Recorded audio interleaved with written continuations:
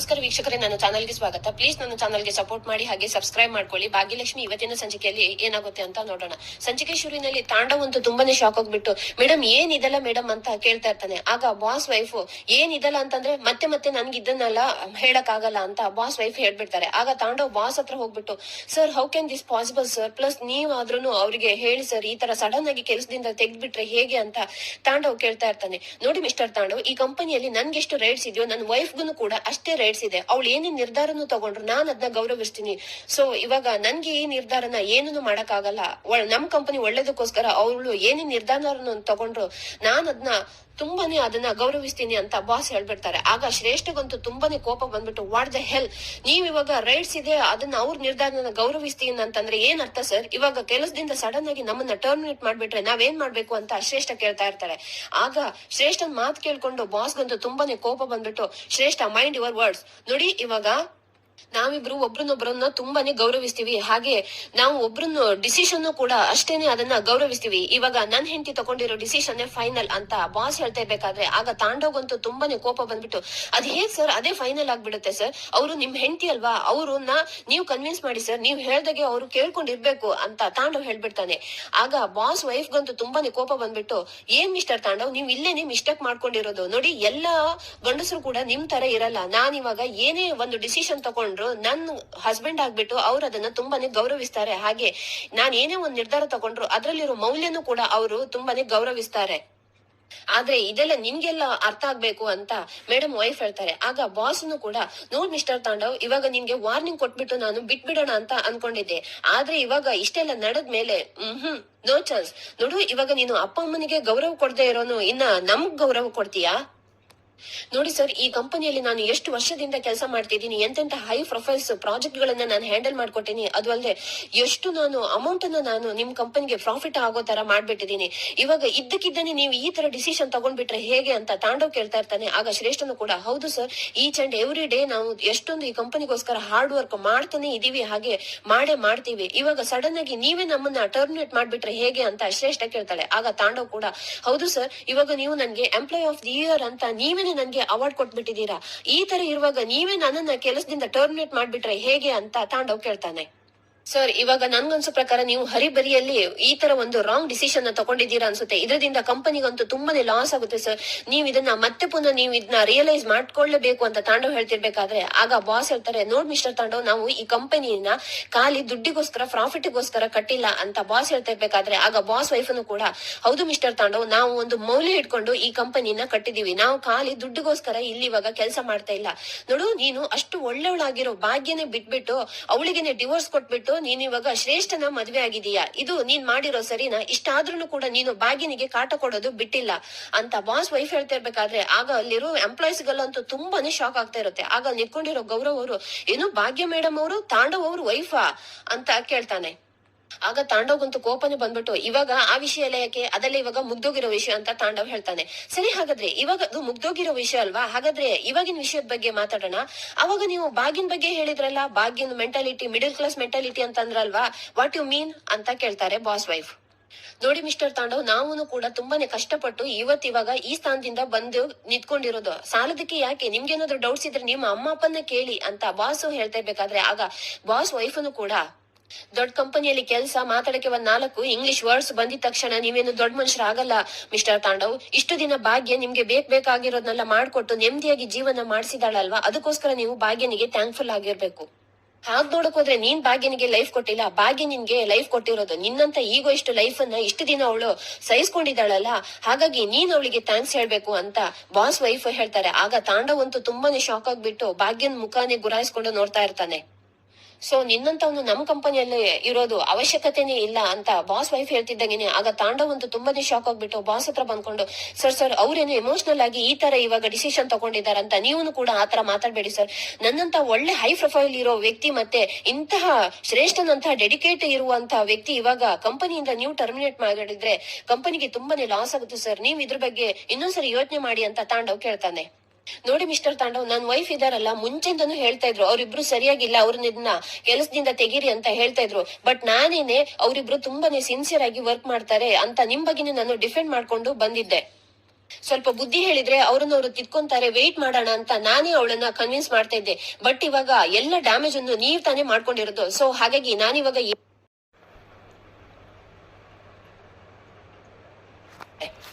ನೋಡಿ ಮಿಸ್ಟರ್ ತಾಂಡವ್, ಇವಾಗ ಇದ್ರಲ್ಲಿ ನಿಮ್ದೆಷ್ಟು ತಪ್ಪಿದೆಯೋ ಅಷ್ಟೇ ಪಾಲು ಶ್ರೇಷ್ಠದು ಕೂಡ ತಪ್ಪಿದೆ ಅಂತ ಬಾಸ್ ಹೇಳ್ತಾರೆ. ಆಗ ಶ್ರೇಷ್ಠ ಅಂತೂ, ಸರ್ ಏನ್ ಸರ್ ಈ ತರ ಸಿಲ್ಲಿಯಾಗಿ ಮಾತಾಡ್ತಿದ್ದೀರಲ್ಲ ಸರ್, ನಾನು ತಾಂಡವ್ ನಮ್ ಪರ್ಸನಲ್ ಲೈಫ್ ಅಲ್ಲಿ ಏನೋ ಒಂದು ಡಿಸಿಷನ್ ತಗೊಂಡಿದೀವಿ, ಸಡನ್ ಆಗಿ ಇವಾಗ ನೀವು ಈ ತರ ನಿರ್ಧಾರ ತಗೊಂಡ್ರೆ ಹೇಗೆ ಸರ್?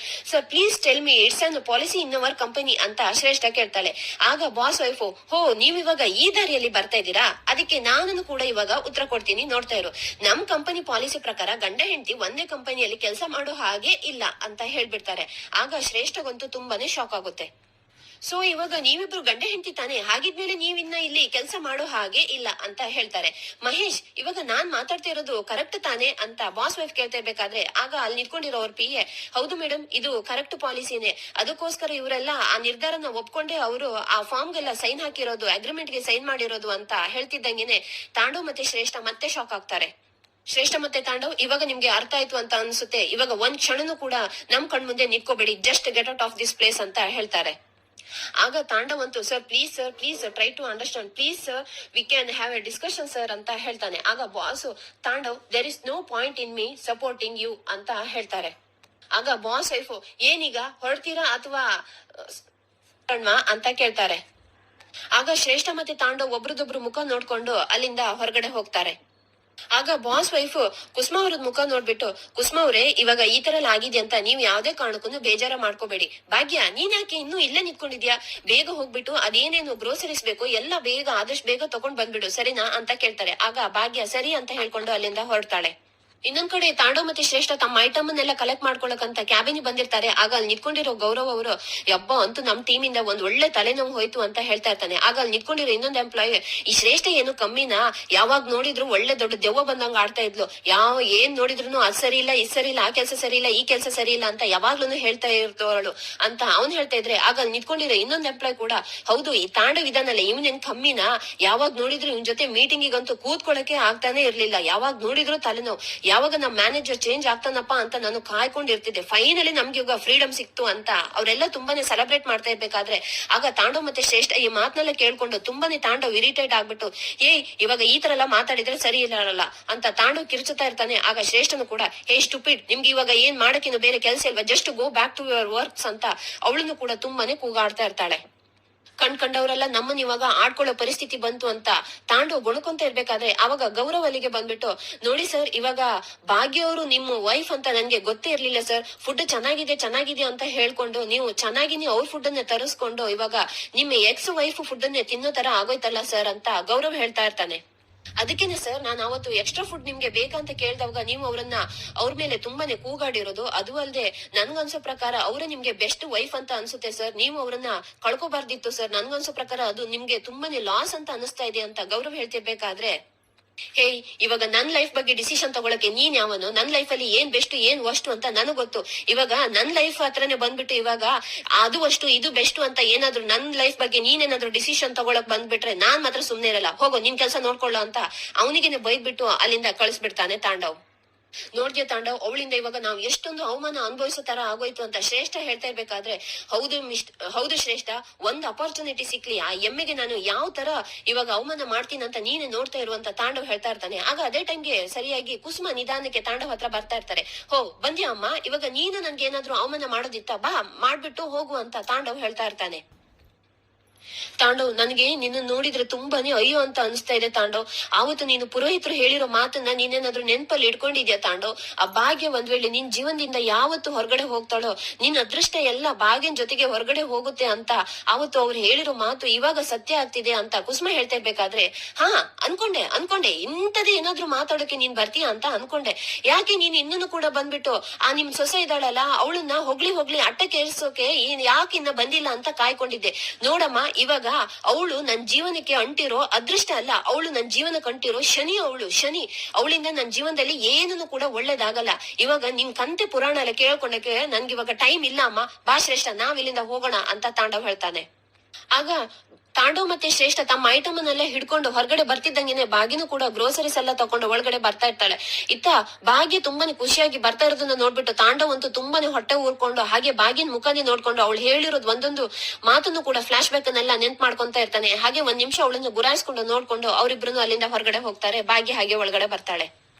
ಇನ್ನ ಒಂದ್ ಕಡೆ ಶ್ರೇಷ್ಠ ಮತ್ತೆ ತಾಂಡವು ಮನೆಗ್ ಬಂದು ಅವ್ರು ತಗೊಬಂದಿರೋ ಐಟಮ್ ಅನ್ನೆಲ್ಲ ಹಾಗೆ ತೆಗೆದು ಬಿಸಾಡಿ ಹಾಗೆ ಸೋಫಾ ಮೇಲೆ ಕೂತ್ಕೊಂಡ್ ಬಿಡ್ತಾರೆ. ಆಗ ಶ್ರೇಷ್ಠ ಅಂತೂ ತುಂಬಾನೇ ಕೋಪ ಮಾಡ್ಕೊಂಡು, ಅಲ್ಲ ಆ ಹೆಂಗ್ಸಿಗೆ ಏನಾದ್ರು ಸ್ವಂತ ಬುದ್ಧಿನೇ ತಲೆಯಲ್ಲಿ ಇಲ್ವಾ? ಹಾಗಾದ್ರೆ ಆ ಭಾಗ್ಯ ಆ ಎಮ್ಮೆ ಭಾಗ್ಯ ಬಂದಿದ ತಕ್ಷಣನೇ ಇವಾಗ ನಮ್ಮನ್ನೇ ಕೆಲಸದಿಂದ ತೆಗೆದು ಬಿಟ್ಲಾರಲ್ಲ, ಇವಾಗ ಇನ್ನ ಮುಂದೆ ನಾವ್ ಏನ್ ಮಾಡೋದು ಅಂತ ಶ್ರೇಷ್ಠ ಕೇಳ್ತಾ ಇರ್ಬೇಕಾದ್ರೆ ಆಗ ತಾಂಡವ್ ಅಂತೂ ಅವ್ರಿದಾರಲ್ಲ, ಬಿಡು ಶ್ರೇಷ್ಠ, ಇವಾಗ ಅವ್ರ ಬಗ್ಗೆ ನಾವೇನ್ ಮಾತಾಡೋದು, ಕತ್ತೆಗೆ ಏನ್ ಗೊತ್ತು ಕಸ್ತೂರಿ ಪರಿಮಳ, ನಮ್ ವ್ಯಾಲ್ಯೂ ಅವ್ರಿಗೆ ಇವಾಗ ಏನ್ ಗೊತ್ತು ಅಂತ ತಾಂಡವ್ ಹೇಳ್ತಾ ಇರ್ತಾನೆ. ಅಂದ್ರೆ ಏನ್ ನಿನ್ ಮಾತಿನ ಅರ್ಥ ಅಂತ ಶ್ರೇಷ್ಠ ಕೇಳ್ತಾ ಇರ್ತಾಳೆ. ನನ್ ಮಾತಿನ ಅರ್ಥ ಏನಂತಂದ್ರೆ ಇವಾಗ ಸರ್ ಅವ್ರ ಹೆಂಡತಿ ಮತ್ತೆ ಆ ಎಮ್ಮೆ ಭಾಗ್ಯ ಇದ್ದಾಳಲ್ಲ, ಅವ್ರು ಏನಂತ ಅನ್ಕೊಂಡಿದಾರಂತಂದ್ರೆ ಅವ್ರ ಕಂಪನಿಯಲ್ಲಿ ಕೆಲಸ ಬಿಟ್ಬಿಟ್ಟು ನಮ್ಗೆ ಬೇರೆ ಎಲ್ಲನೂ ಕೂಡ ಕೆಲಸ ಸಿಗಲ್ಲ ಅಂತ ಅವ್ರು ಹಾಗಂತ ಅನ್ಕೊಂಡಿರ್ಬೇಕು ಅಂತ ತಾಂಡವ್ ಹೇಳ್ತಾ ಇರ್ತಾನೆ. ಅಂದ್ರೆ ನಿನ್ ಮಾತಿನ ಅರ್ಥ ಇವಾಗ ನಮ್ಗೆ ಬೇರೆ ಕಡೆನೂ ಕೂಡ ಕೆಲಸ ಸಿಗುತ್ತಾ ಅಂತ ಶ್ರೇಷ್ಠ ಕೇಳ್ತಾಳೆ. ಆಫ್ಕೋರ್ಸ್ ನೀನ್ ಯಾಕೆ ಅದ್ರ ಬಗ್ಗೆ ಚಿಂತೆ ಮಾಡ್ಕೊಂತೀಯ, ನನ್ ಮೇಲಲ್ಲಿ ಇವಾಗ ನನ್ಗೆ ಎಷ್ಟೊಂದು ಅಪಾರ್ಚುನಿಟೀಸ್ ಹಾಗೆ ಕೊಳಿತ ಬಿದ್ದಿದೆ ಗೊತ್ತಾ ಅಂತ ತಾಂಡವ್ ಹೇಳ್ತಿರ್ಬೇಕಾದ್ರೆ, ಅಂದ್ರೆ ಇವಾಗ ನಮ್ಗೆ ಬೇರೆ ಕಡೆ ಕೆಲಸ ಸಿಗುತ್ತೆ, ಹಾಗಾದ್ರೆ ನಾವ್ ಇದ್ರ ಬಗ್ಗೆ ತಲೆ ಕೆಡ್ಸ್ಕೋಬೇಕಾಗಿಲ್ವಾ ಅಂತ ಶ್ರೇಷ್ಠ ಕೇಳ್ತಾಳೆ. ಅಫ್ಕೋರ್ಸ್ ನಮ್ಗೆ ಇವಾಗ ಬೇರೆ ಕಡೆ ಕೆಲಸ ಸಿಕ್ಕೇ ಸಿಗುತ್ತೆ, ನನ್ಗೆ ಒಂದಲ್ಲ ಸಾವಿರಾರು ಅಪಾರ್ಚುನಿಟೀಸ್ ಇದೆ. ಇವಾಗ ಅಲ್ಲಿ ಕೊಡ್ತಾ ಇದಾರಲ್ವಾ ಆ ಸ್ಯಾಲ್ರಿಗಿಂತ ಡಬಲ್ ಹೈಕ್ ಕೊಟ್ಬಿಟ್ಟು ಒಂದ್ ಒಳ್ಳೆ ಪೊಸಿಷನ್ ಅಲ್ಲಿರೋ ಕೆಲ್ಸನೇ ನನ್ಗೆ ನಾಳೆನೆ ಸಿಗುತ್ತೆ. ನೋಡ್ತಾ ಇರು, ನಾನು ಆ ದಡ್ಡಿ ಎಮ್ಮೆ ತರ ಏನು ಅನ್ಎಜುಕೇಟೆಡಾ? ನಾಳೆನೆ ನನ್ಗೂ ಮಾತ್ರ ಅಲ್ಲ ನಿನ್ಗುನು ಕೂಡ ಒಟ್ಟಿಗೆ ಸೇರಿಸಿನಿ ಒಂದ್ ಒಳ್ಳೆ ಕೆಲ್ಸನ ನಾನ್ ಸಿಗೋ ಹಾಗೆ ಮಾಡ್ತೀನಿ. ನೀನೇನು ಕೂಡ ಟೆನ್ಷನ್ ಮಾಡ್ಕೋಬೇಡ. ಆ ಎಮ್ಮೆ ಇವಾಗ ನನ್ನನ್ನ ಏನು ಮಾಡಕ್ ಆಗಲ್ಲ ಅಂತ ಹೇಳ್ಕೊಂಡು ಅವ್ರು ನನ್ನನ್ನ ಕೆಲಸದಿಂದ ತೆಗ್ದು ಹಾಕ್ಬಿಟ್ರಲ್ವಾ, ಅವ್ರ ಮುಂದೆನೆ ಎಂತ ಒಳ್ಳೆ ಪೊಸಿಷನ್ ಅಲ್ಲಿ ನಾವಿರ್ಬೇಕು ಅಂತ ತಾಂಡವ್ ಹೇಳ್ತಿರ್ಬೇಕಾದ್ರೆ, ಸೂಪರ್ ಕಣೋ ತಾಂಡವ್, ಇಬ್ರಿಗೂನು ಒಟ್ಟಿಗೆ ಕೆಲ್ಸ ಹೋಯ್ತಲ್ಲ, ನಂಗಂತೂ ತುಂಬಾನೇ ಟೆನ್ಷನ್ ಆಗಿತ್ತು. ಇವಾಗ ನೀನ್ ಹೇಳೋರೋ ಮಾತ್ ಕೇಳ್ಬಿಟ್ಟು ತುಂಬಾನೇ ಸ್ವಲ್ಪ ಮನ್ಸಿಗೆ ಸಮಾಧಾನ ಆಯ್ತು ಅಂತ ಶ್ರೇಷ್ಠ ಹೇಳ್ತಾಳೆ.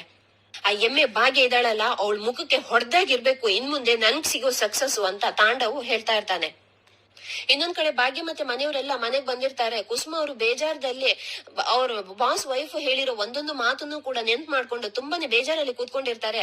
ಆಗ ಅಲ್ಲಿಗೆ ಪೂಜಾ ಓಡ್ಕೊಂಡು ಬಂದ್ಬಿಡ್ತಾಳೆ. ಪೂಜಾದೇವಿ ಬಂದ್ಬಿಟ್ಟೆ ಪೂಜಾದೇವಿ ಅಂತ ಸುಂದ್ರಿ ಕೇಳ್ತಾ ಇದ್ದಿದ್ರೆ, ಸುಂದ್ರಕ್ಕ ಇವಾಗ ಆಗಿರೋ ಇನ್ಸಿಡೆಂಟ್ ಕೇಳ್ಬಿಟ್ಟು ಹಂಗೆ ಓಡ್ಕೊಂಡು ಬಂದ್ಬಿಟ್ಟೆ.